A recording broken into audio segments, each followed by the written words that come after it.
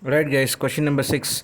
A compound microscope consists of an objective of focal length 2 centimeter and eyepiece of focal length 6.25 separated by a distance L is equal to 15 centimeter. How far the object should be placed in order to obtain the final image at D and infinity? Okay, here F naught equals 2 centimeter and Fe equals 6.25 centimeter and L equals 15 centimeter, guys.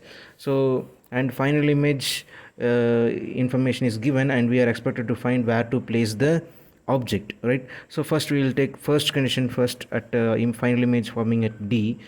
So here D means V equals minus 25 centimeter.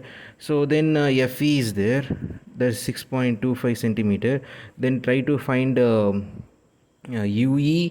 After that, with the help of UE, with the help of L formula, that is V naught plus modulus of UE, try to find what is V naught, right? So then after that you will be having a V naught in your hand and F naught is there in the question 2 centimeter, and then try to find U naught, right? So this is what the first case.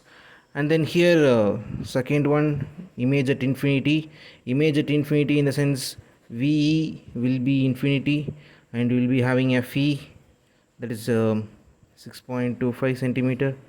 Then try to find UE at this thing, then again use the L value V naught plus F naught, right?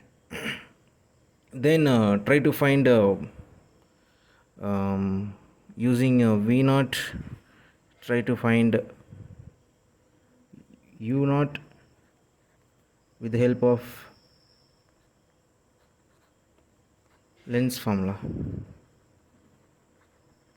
So here also lens formula.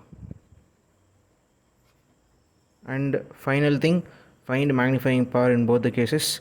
Once you remember the formula, here it is M equals V naught by U naught into 1 plus D by Fe. Here it is V naught by U naught into D by Fe, right? So substitute it, get the answers, guys.